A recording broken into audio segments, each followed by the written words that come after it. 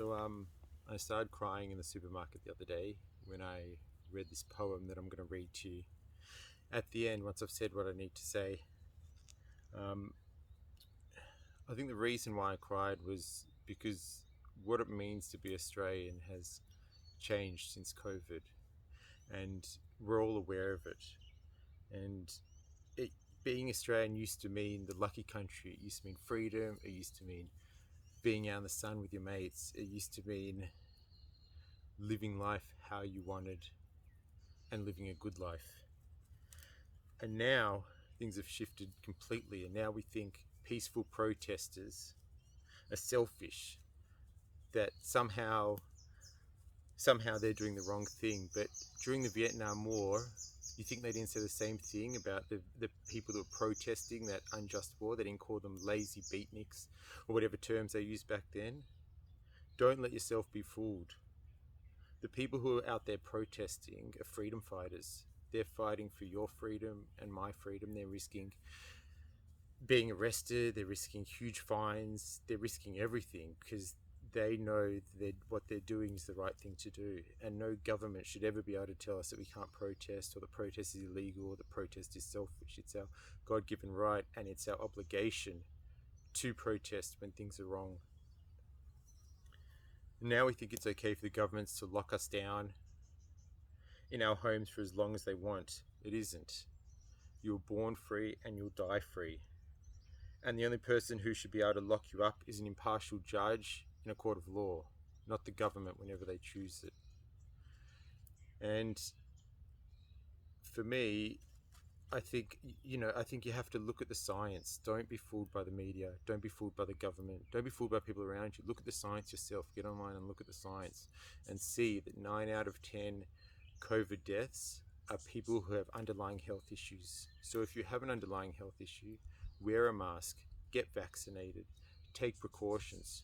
But for the rest of us, what are we doing? If you're healthy, the chances of you dying from COVID are so low that why are we forced to wear masks? Why are we being coerced into having vaccines?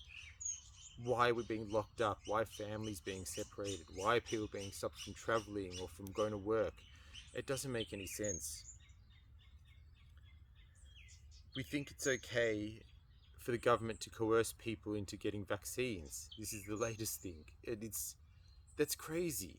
The vaccine has no long-term studies. There's plenty of questions that are come up as to how well it works and to what the dangers are. The government has no place in forcing people or coercing people into getting it, neither do businesses for that matter.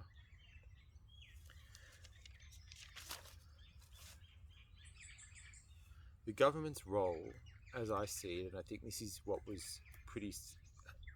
was the general consensus before COVID started, the government's role is to allocate tax money to people that need it and to hospitals and education, that kind of thing. The government's role is not to protect us from danger, because they can't, because they're just normal people and they're just politicians.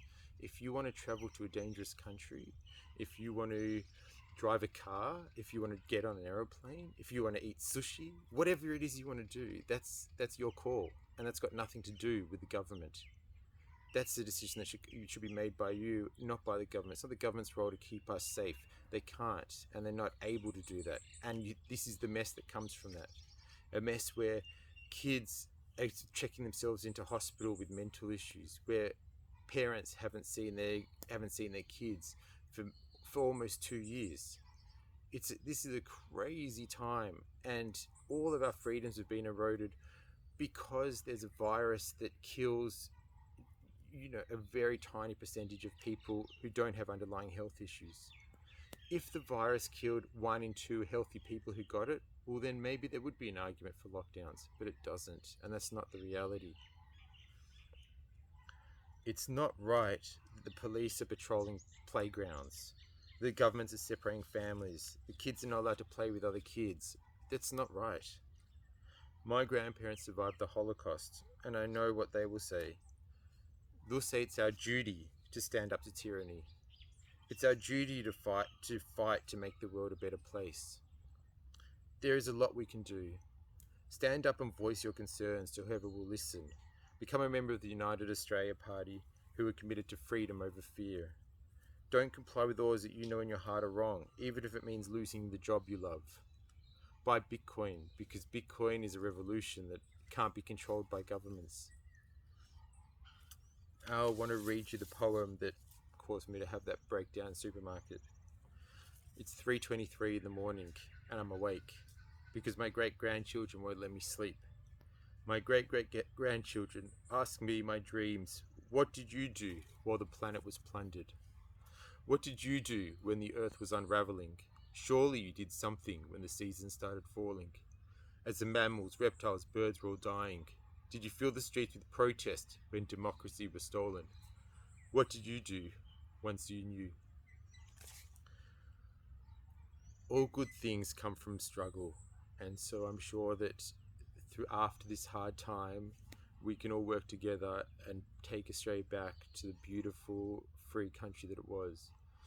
I wish you the freedom that you were born with and the freedom that you're going to die with, regardless of what any government says.